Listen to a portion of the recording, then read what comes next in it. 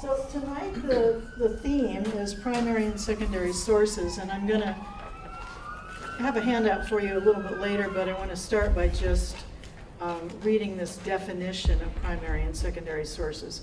We came across a lot of variations on this definition, but this one seemed to Doug and I to be the one that covered what our concerns were, which are to make sure that everybody understands it's not always really clear or why it matters. So, a primary source gives the words of the witnesses or the first recorders of an event. Primary sources include manuscripts, archives, letters, diaries, and speeches. Secondary sources are descriptions of the event derived from and based on primary sources. The line between primary and secondary sources is often indistinct. For example, a single document may be a primary source on some matter and a secondary source on others.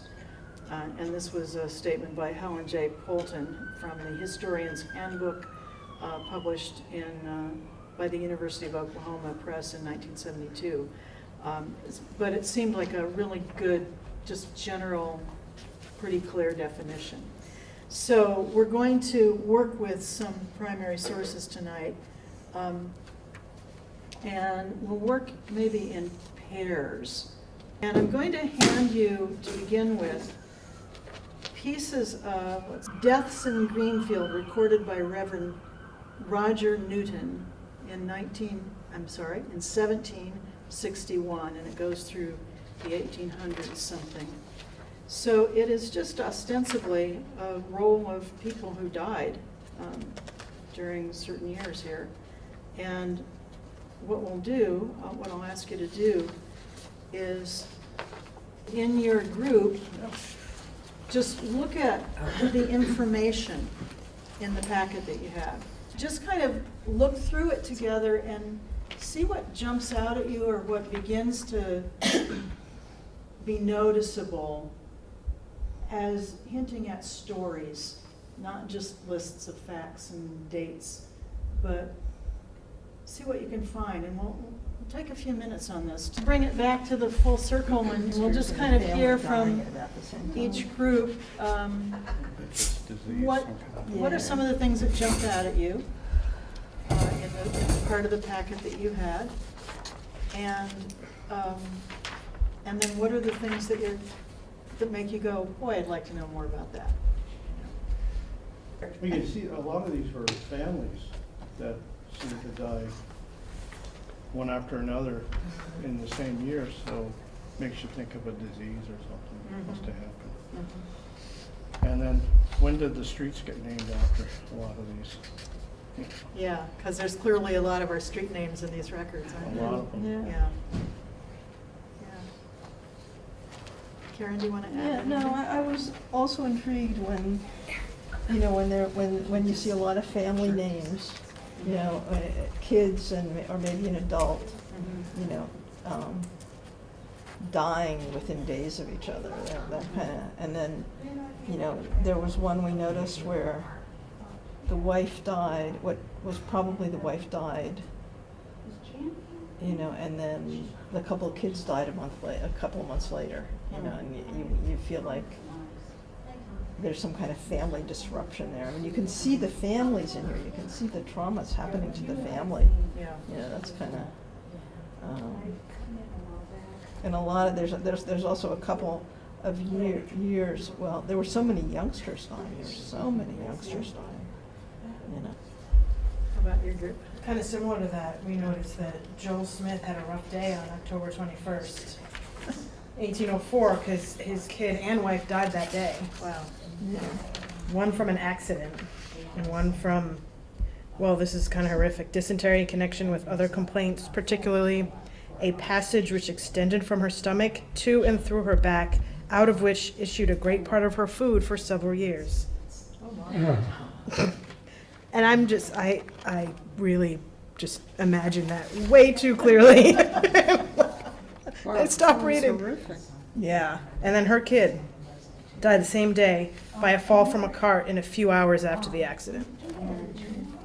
Right, so like we were saying, this is on the same day, Yeah. but then the ones that are dragged out, like that's Yeah. also, like clearly these were separate things, you know? Yeah.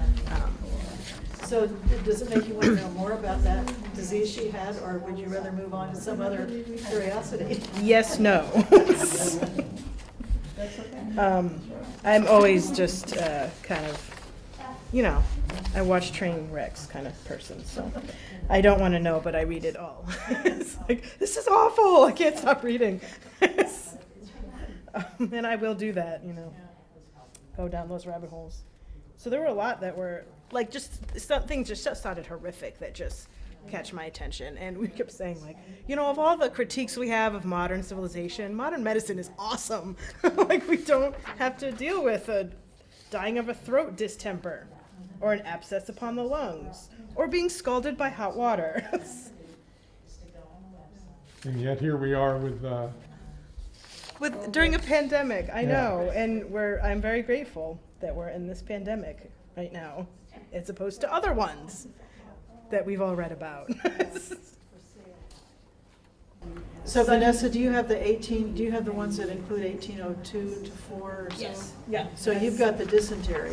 I do have the dysentery. Oh, let's And hope not. actually, the first thing I noticed is that one of the deaths, and it said not by the dysentery. I'm like, Yeah, that was okay. the- And then I looked down, I'm like, oh, because all of these are dysentery. And I think there's a note in there, Yes, Yeah. the total number. the total number, 68, of which 57 are What was, dysentery. what was dysentery?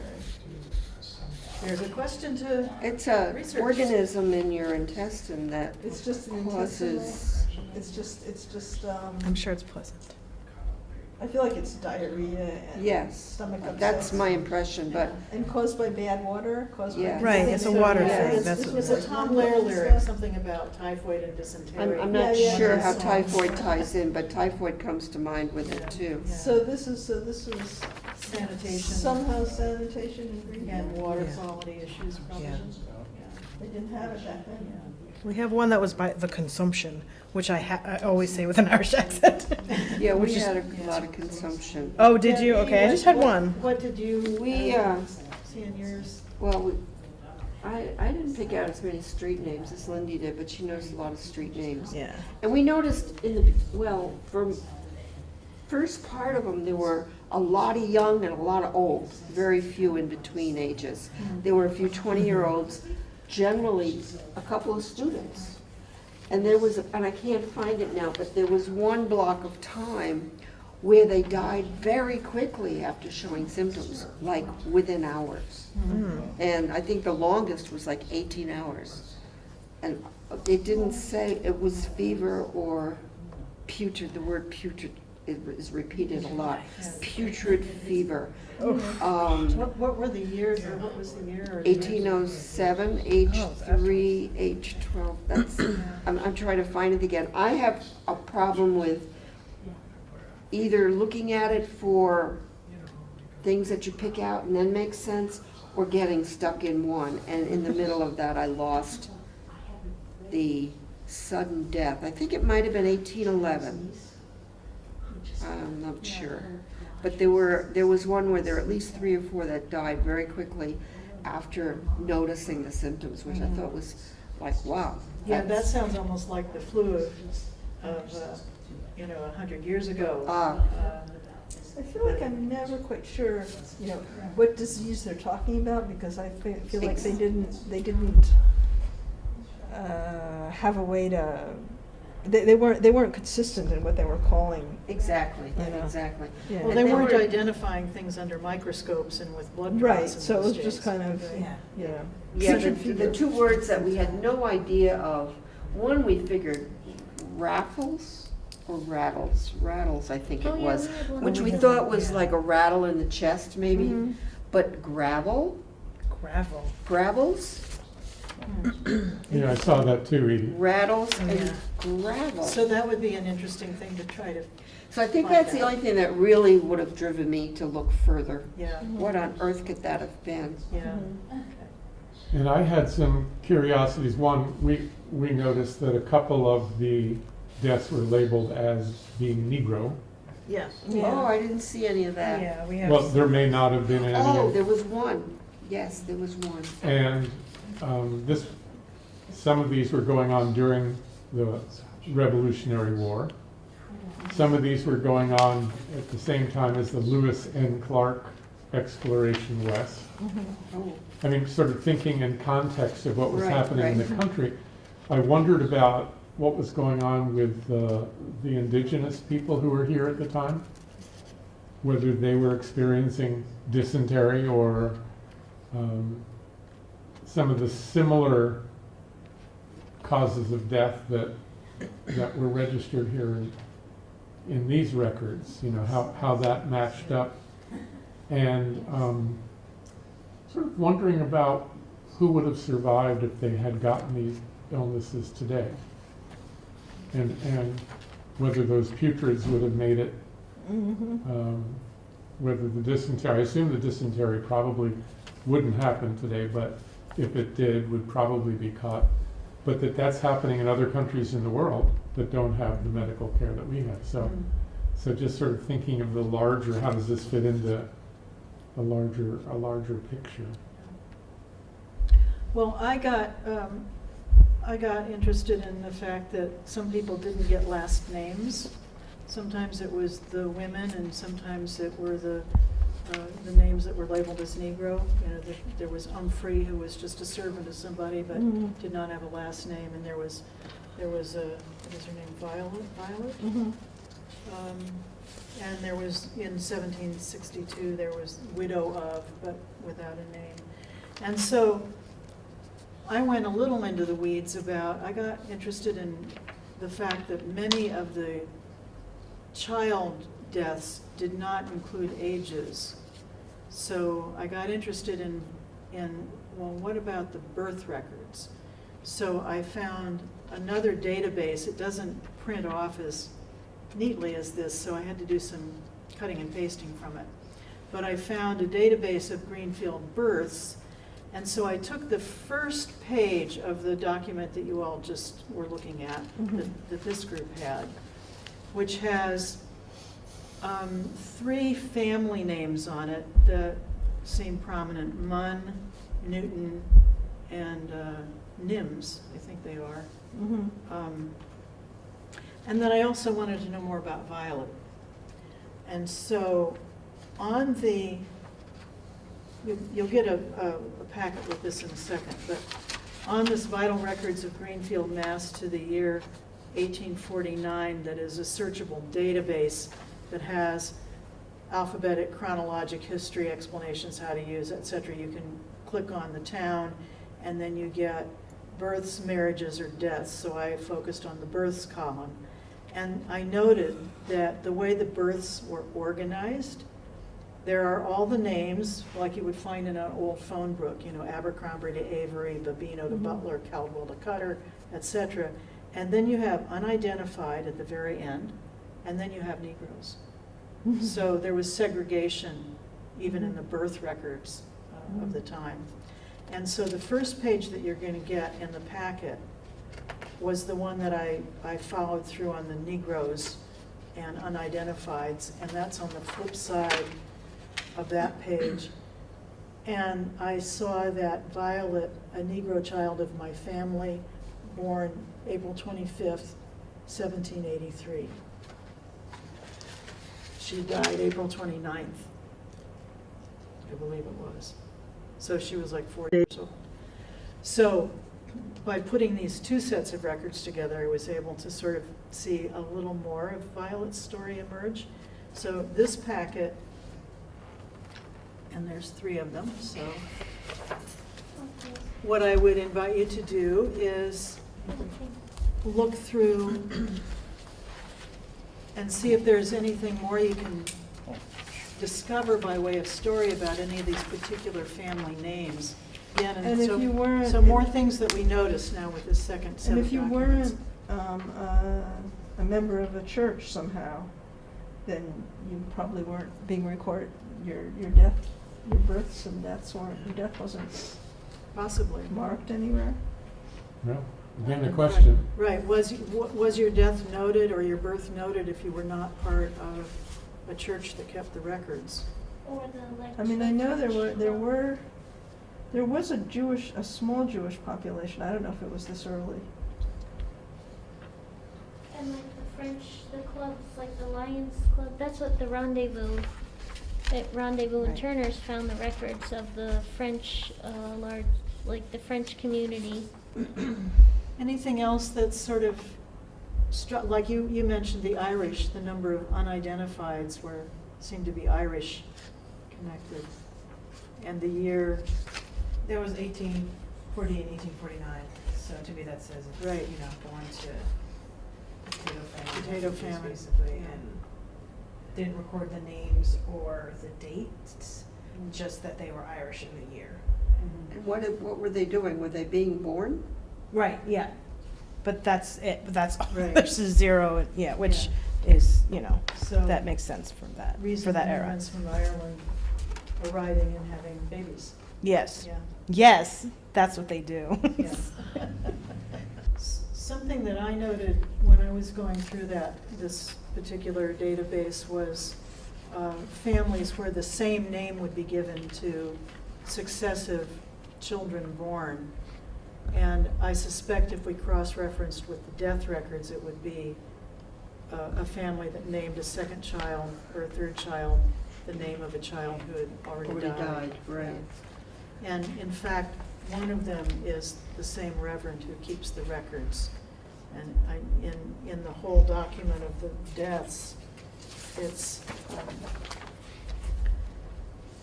it comes up every now and then on 1765, 4 May, Isaac, my son. And there's another one where it's another of his children. And then there's another one where it's the second child in his family with the same name, so. I wanted to start with this because these are about the most sort of statistical things you can do. Be born and die and be listed in those records. And even there, we start to see stories emerge from these bare bone kinds of facts. But I want to now give you each group a packet of two pretty different, what we would call more as, I guess, opinion documents than fact documents. There's a cartoon, editorial cartoon, and there is a piece from the paper Today, from a My Turn. And so just take a look at these two documents and notice what you notice about them, what they express, and the way in which facts are embedded or implied in them, even though they're not listing, it's not like what we would call a strictly factual document, but more of an opinion document. So just take a few minutes to look through that. Just what strikes you about this cartoon that is, this is not a very precise attribution, somewhere around the 30s, but it was fact-checked by Snopes, right? And I didn't have time to get their documentation of this, but they did verify. It's been on Facebook a lot this last couple of weeks. So Snopes verified that it really did Verified that exist it in really was a 1930. cartoon. It wasn't somebody creating it today to make it look historical. It really was historical. So, See, I still didn't question that. That's what I'm trying Yeah. to do, is question more. I assume Jan gave this to us. She said it was somewhere in the 30s. I thought, oh, Of course. yes. And this is why I like to get historical pieces that connect the dots with now. yeah. But it never occurred to me to go back to Snopes to see if that cartoon was created by somebody. And now we have such an ability to do that. I Yeah. can't seem to get it in my head to question everything. Yeah. Well, it's pretty exhausting to do that. It Right. is, Yeah. and I do find myself doing it a lot more, which is why I'm surprised that it just never occurred to me. Of course, I'm thinking about 60 different things that all of this is pretty. That's Right, and you probably assume that if I'm being responsible, I'm going to Right. have checked it myself before Well, I no, present it. no, I wouldn't, I thought maybe you picked it up out of the paper and it Yeah. was something in the Yeah. paper. So Yeah. then you have to check the paper to be sure the paper has done Yeah, it and not. yeah, yeah. Okay, Wow. So what strikes you aside from just that process? One thing that strikes me about the date is Mhm. that I thought that the smallpox vaccine was invented way earlier than the 1930s. And I just checked it, and in fact, that is the case. Yes. It was invented, it was developed in, The smallpox vaccination vaccine was developed. in 1796. It wasn't widely used though until many years later. But still, that's But like. still, it Yeah. was, you're right. there So was that's a question, a I'm research just- question for anybody who would, I'm wondering Care to go why, into those why was ones. it, since it had been around for a while, I'm wondering why was it a big deal in the 1930s? That's- That, Yeah. getting that kind of, Between Reaction. wars. I thought of between thirties as historically being between wars and a time of incredible unsettledness in the world. And Who to believe and who to whether or trust. not it was a vaccine and it was the issue that was real or a fact, but the fact of the dis-ease of everybody's mind, misinformation and tribalism and only listening to people that you know Yeah. is the issue that's similar to today. People are just taking this information and believing it because either they're against those people or they're with these people. It's a for and them, which gives you more grounding in a time of uncertainty. Yeah. That's I can't understand. Is there something written on his headband? his headband says prejudice, Oh, okay. and then his belly says anti-vaccinationist. Okay, that's right. The next person is a faddist, and the next person is Mr. Careless, and the last figure is anti-everything. Anti-everything. And I can't tell whether that's, it almost looks like a female figures, but she's got a stovepipe hat, so I don't know. Well, and all. And the long coat. Yeah, Can't Death. tell. yeah, it could just be an old-fashioned fuddy-duddy male figure, but, yeah, so one interesting question is, was there something going on with smallpox in the 30s that would have Yeah. engendered this Well, cartoon? among other things, the Depression was going on. So Yeah. Right. who had access to medical care? Who had access to vaccines? When was Is a polio? question. No, Fifties. that was the Okay, not 50s. Polio was the Okay. 50s. There, I there, remember it well. Yeah. Yeah. according Yeah, I got the to, old-fashioned one. right, yeah, Mhm. I'm getting the feeling that the smallpox vaccine was general in use way before, were generally in use before, way before the, 1830. I mean, 1930. way before the Oh, 1930s, yeah. But there's always been anti-vaxxers. Mhm. But whether there was something in particular that surged in the anti-vax Right. community To in the make it 30s come back up. to make Yeah. somebody do this cartoon, Mhm. or Yeah, whether that's what I wanna know. whether the cartoon itself was trying to be more of a historical cartoon. That could harkening be back. too, yep, something like Could that. be. So what about Tolly Jones's op-ed piece? What, It's beautifully written. she's an amazing writer. Yeah. Yeah. Mhm. How does it connect to the other things we've seen in documents? It makes you wanna get her a free DNA testing, so at least she can find the country she's from or something.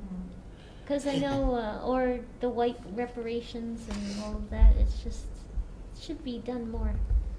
Somehow fix as much as you can the problem of slavery. I mean, I don't know how much really can be, but I think we should try harder.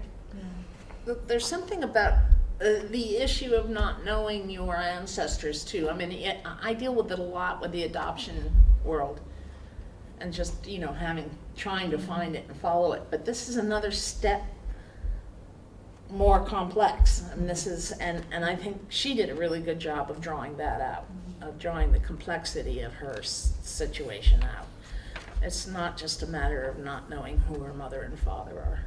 Yeah. And if she did have ancestors in these records, could anyone ever figure that out? Not in When those they don't records. get last names, Yeah, or even names at all Even- sometimes. and it wasn't systematically placed in the records. Right, It Right. looked like it was hit and miss Yeah, because of the exactly. segregation. I'm gonna say it out loud, but I'm of a mixed mind, because when I read something by an African American or a black person who can't trace, I have amazing sympathy for the fact that a whole culture, a whole society blocked that from them through institutional means. But I sympathize with her on a very personal level because I didn't know my background. I know the 5 countries that my ancestors come from, but that's it. That's it. My family didn't talk about anything. My father died young. I had a bad relationship with my mother. She didn't carry stories. There was no story. So I feel like my kids went to a bilingual school where the ethnic pride of being Spanish from 20 different Spanish countries in South America was celebrated every single, and my kids were kind of like, oh, well, you look Irish, so you can carry the Irish flag. And it made no sense to me, and it made me kind of angry, and I felt very mixed about it. I've processed a lot of it now, but it's interesting that I feel at least safe enough to say it out loud now, because I do feel it's very different from an African American who was, their ancestors were killed and done horrible things to, which erased their background. But the essential issue of having your background not known, somehow erased by circumstances because your family didn't make it very well. There were people who undercut their ability to make a living perhaps and died off, is a very common theme, which is why I loved Caste, because she took the broader issue that you could also join the conversation, because before that, a white person really had I felt as a white person having a hard time speaking about the issue because you couldn't. So I also feel like there's a lot of complexity that diving into histories and finding out more about that will give us common histories too, that will make the conversation a little easier as we go down the road. And tied together. Yeah. Yeah. And a lot of Americans are here because of wars and things too. Absolutely, yeah. And religion problems, but it's like a particular issue. Yeah, I still think it has to be fixed in some way but. And so many, starting with the original peoples of this continent, but also through many waves of immigration, people's pasts and cultures were deliberately stripped away and forced out of them. So Native American children had their language stripped and their religion stripped, and enslaved Africans had their language stripped and their religion stripped and their knowledge of ancestors stripped, unless they found a way to maintain it orally. And Jewish immigrants sometimes deliberately stripped themselves of their historical names because they came during the era of Nazism. And so, Doug's family is a good example of that kind of story too. It's not from immigration, but just his parents changed their name because they didn't know who was going to win that war, and they didn't want to be the victim side of it when they did not consider themselves to be culturally or in any practicing way part of that community anyway. What would be the sense in that? So there's a story in that. And 2 of their best the loss friends of names. became Chinese overnight. They were Japanese. Right. And As they did- became Chinese As overnight. did the actor Jack Sue, who was on Barney, what was it? Barney Miller. Barney Miller, yeah, he was yeah. So there's a lot of loss in what we do to each other and in the historical records, but when we start digging into them, we also start to find connection. And so for me, I wasn't sure what I was going to use for these 2 less factual pieces, but they came up for me in the last couple of days, and I thought, yeah, disease and how we respond to it, and whether we respond to it with science or not, or superstition. That's historical and it's today.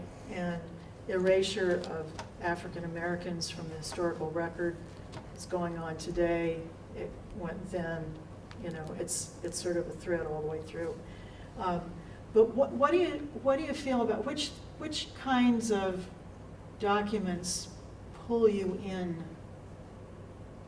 which ways? I wanted to take a look at, you know, how, we've already talked a little bit about the stories you can begin to tell with primary source documents, especially the ones that, you know, the birth and death records that we looked at. How you read a document critically and what details it gives you to verify or research further. And that's a question we could talk about. What, of the documents that we looked at today, how could you verify any of them? Or Well, what would give you a sense that they're legitimate? Yeah, and what are the questions you ask of it as you're looking, as you're encountering a document? We can hear you. Okay. What questions come up? What do you ask yourself as you're looking at the document to sort of give your sense, is this legitimate? Is the information there? What questions do I have about what I'm looking at that would help you to dig deeper into it? Yeah.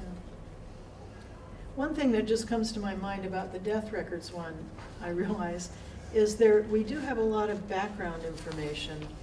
So if on the record of deaths, instead of seeing Patience and Prudence and those kinds of names, if we came across a Tiffany With an eye. with an eye, right? 2 eyes. We might suspect that it's bogus, right? Correct. Because we do have some sense of context and Yeah. gistness of it, you know. Especially in New England, I think. You know, we're kind of used to, like, I'm used to looking at, from being from Rhode Island, colonial family in Rhode Island, like, we have Right. these records. Got it. Yeah, Bad and pack. Yeah. I don't know, really, but, yeah, like, yeah, you kind of just, you're used to these names because you're Yeah. from this region, but then I know, you know, So you living in Ohio, recognize- but Indiana, right, and living in Ohio, like, they don't study that colonial, as a kid, as much, maybe, so there's different, I feel like the further west you go, the more they focus on their own history, so we have this, Yeah, the names change. the names too. change, Yeah, and there's maybe more actually I think of the Donner Party because Yeah. the San Jose is named after all the kids of the Donner Party that survived, Right. Victoria Street, whatever, like, and that was not colonial, right? So, Right. so that makes me think, yeah, if we're looking at documents, and if we're in New England, and it's We more of a have that colonial, we context. have that context when other Americans may not. How would you ascertain whether a website that you're going to is a good one, a legit one? What are some of the things you might look for? My first tendency is to immediately go to any kind of bibliography or Sources, yeah. index or whatever and to see the Mhm. reference points that they're using. Mm-hmm. Not only for accuracy or legitimacy, but for bent. So political bent Right. or theoretical bent or, so I'd use them both. Well, usually there's a description of the, I mean, I always go say, you know, about us, you know, and who they are and what they're trying to do. People are, you know, you can really get a feel, I find I can really get a feel for whether it's reliable or not from that, or at least starting, you know, because you can see, you know, I mean, and also I tend to rely more, I mean, I'm not usually doing historical research, you know, but I tend to rely on things that are connected with universities more, you know. Depends on which university. Well, That's that bent part on my part. Yeah. right, yeah, Yeah. of course, but, Yeah. you know, It's my own subjectivity in there. no, of course, but, you know, you can often tell. Right.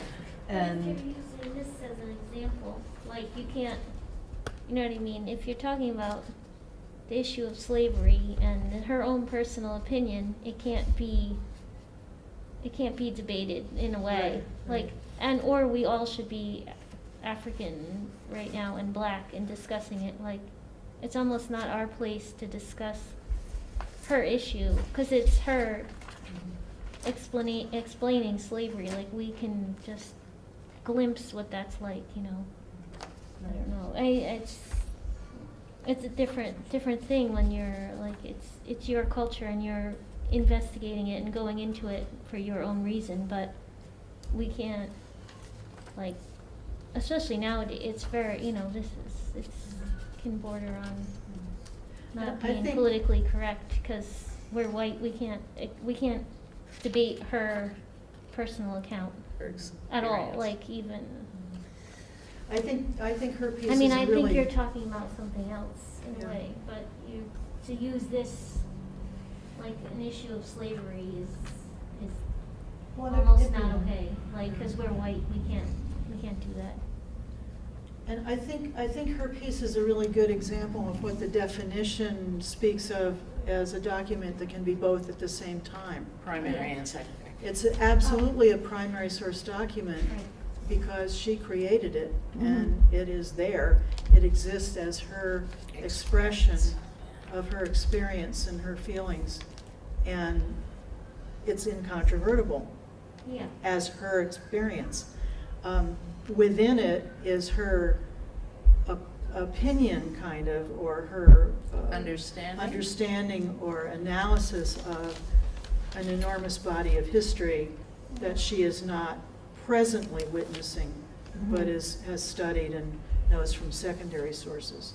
So, her document is at one and the same time a primary and a secondary resource. But it's also an op-ed, so, Right. I mean, that to me, as a historical document, I mean, if we're researching history, like, what place do op-eds have in that? Good question. An op-ed. As a, yeah.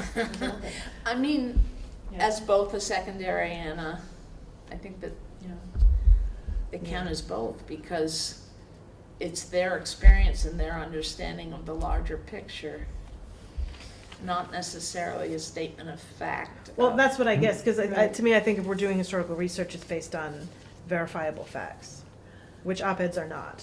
Well, I'm not talking about her specifically, Right. in general. Right, I mean, they're not a fact, they're, but they can be an illustration of what people, That's like, if right. this was like an op-ed from, you know, like the 1800s, then it would be what people were worrying about at that time. right, so they You know. embed facts about their time and place without being, they're not facts the way the death records and the birth records are facts. Yeah.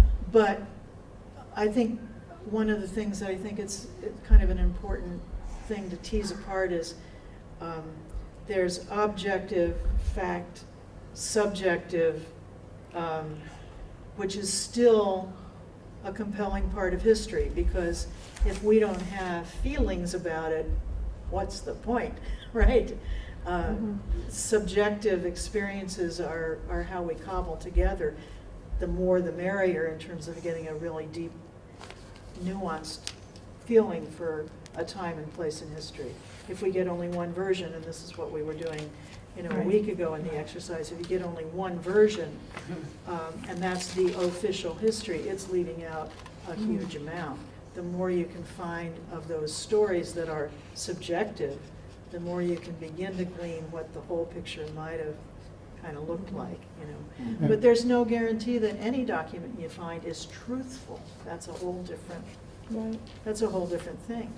Well, one of these names, Wells, that's a lot of documentation on his, and it goes back to the old Deerfield.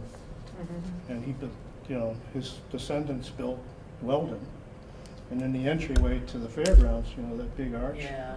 He built that around 1902, and they're well documented, actually. Yeah, yeah. They're, you know, a really important old Greenfield family.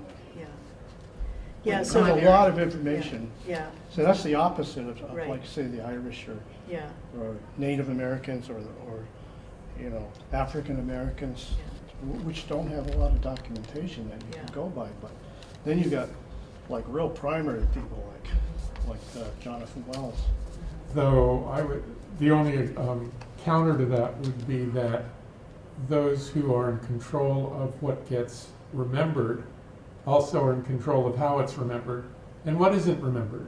Yeah. So you get to Right. select the Right. history So the that's left primary. So like behind. the winners write the Right. history, right? Well, and you know, so the people who have biographers, right. what is Yeah. included in the biography, what isn't included. I think one of the important distinctions that I think gets muddy is a difference between fact and opinion and primary and secondary. Yeah, Like primary sources can have fact and opinion in them. Secondary sources can have facts and opinions in them. And one isn't necessarily true and one not. I mean, all you have to do is watch Fox News or watch MSNBC. MSNBC or Democracy Now! And get very different takes on presumably the same stuff. And so the idea that, well, they're both primary source or secondary or a mix of primary and secondary, but the question of fact and opinion, which includes what's shown and what's left out, those are opinions that somebody makes about what to share. You think about textbooks that are full of incredibly boring, deadly facts, but what's included in them and what isn't, what's left out. Right, right, right. All of that is opinion. We don't think about it as opinion, right? But somebody's making a Yeah. decision about what stories are going to survive and how they're going to survive. The selection of fact is an opinion Unto itself. unto itself. Yeah. Yeah, yeah. Just as if you don't record somebody's birth or death because you don't think they matter, you have created a historical document that seems to be entirely factual, but is, and I'm not saying that this person did, I'm just, But people do it without even realizing it too. Yes. It's not necessarily this agenda, it's Yeah. because they are encultured into their culture and their worldview they're says, doing- this is important, this is not. yeah. And I mean, to be clear, like, I am not even a believer in knowable, objectable truths. You know, but, so that's, I was just trying to more tease out, like, Yeah. when we're doing historical research, how, right, like, how are things, how are we approaching the data as valid or not valid, I guess is more, and it just, you know, not that there's a clear answer. Well, so what are some things you can do? I mean, I think you have to be, I mean, if you're doing any kind of research, you know, yeah, you're usually, you're gonna end up with a whole mass of amorphous stuff unless you have a particular question that you're trying to answer, you know? And if you have a particular question that you're trying to answer, you know, then you can look at, you know, then you have more of a way to judge a particular document or a particular piece of information. And I think, You create your own context to look at it through your yeah, own lens. and I kind of, I mean, I kind of think that's, I don't know, I think that's kind of the questions that you need to ask or something, a way to look at it, you know? I think there's other, you know, many other ideas we could get to, but we are coming to the end of our scheduled time. So I want to just mention the last idea on this page, which really comes from more neuroscience and psychology. To keep in mind, if you find an account of something, the human brain seizes on a narrative very quickly. Yeah. Which is why all of our politics is about who gets out to frame the issue first. That's the competition. If you can frame the issue and capture the way people think about it, then everything else they learn about it goes into that frame first as the reference. So to be aware and be cautious when you research something, if you find an incredible story somewhere or hear an incredible story, and it's amazing and it just blows you away, just stop and think. There might be other versions, it might not be the story, it might not even be true at all. Try to hold off that this is the story. Because what we tend to do then is just add on to that. We make that the story, and then we find the stuff that confirms that story. And, you know, this is a very well-known mental process. So as we research in history, we need to kind of remind ourselves of the same thing that we need to keep in mind when we watch the nightly news, that just because somebody said it first doesn't mean it's true. And then I think it's, in fact, if it's a falsehood, I think it's Mark Twain and many others are attributed with the saying that a lie can make its way halfway around the world while the truth is still putting its boots on. So the truth sometimes takes longer and more patience and a different kind of thinking, what's his name, Daniel Kahneman calls slow thinking rather than fast thinking. I want to just give you a 30-second elementary school story. The kid comes running in from recess in tears because somebody pushed her down. And she knows who did it, and they should be disciplined. And so the teacher is all ready to do that when the party who'd been named comes in, also crying, saying, well, she pushed my tower down, so, and then following that, 7 or 8 totally hysterical third graders come in with their versions of what happened, which are spaghetti. And so what happened? Well, it takes some time to sort out, but if the first thing that comes in, which rises your emotion because somebody's been pushed and gets your blood boiling because that shouldn't happen, and you don't go to hear the rest of the story and understand it as fully as you can, it's really easy to miss. Yeah. And that ties into conspiracy theory stuff too. There's somebody who did a thing that I actually ended up quoting heavily in an essay that I wrote, just cautioning people about how that works. We want to make sense out of things. We want to connect the dots. But if you look at the constellations, for example, you can connect those dots and make all kinds of stories out of them, you know.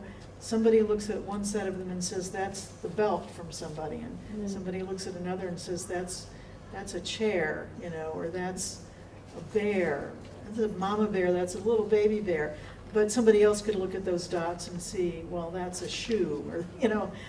So we want to make sense. Our brains want to make sense, and if we're not careful, we can kind of fall into this thing of especially, I don't know if it's, well, this goes to the thing on the list about how technologies, I mean, benefits of technologies are obvious. We could get all this stuff at our fingertips on our computers.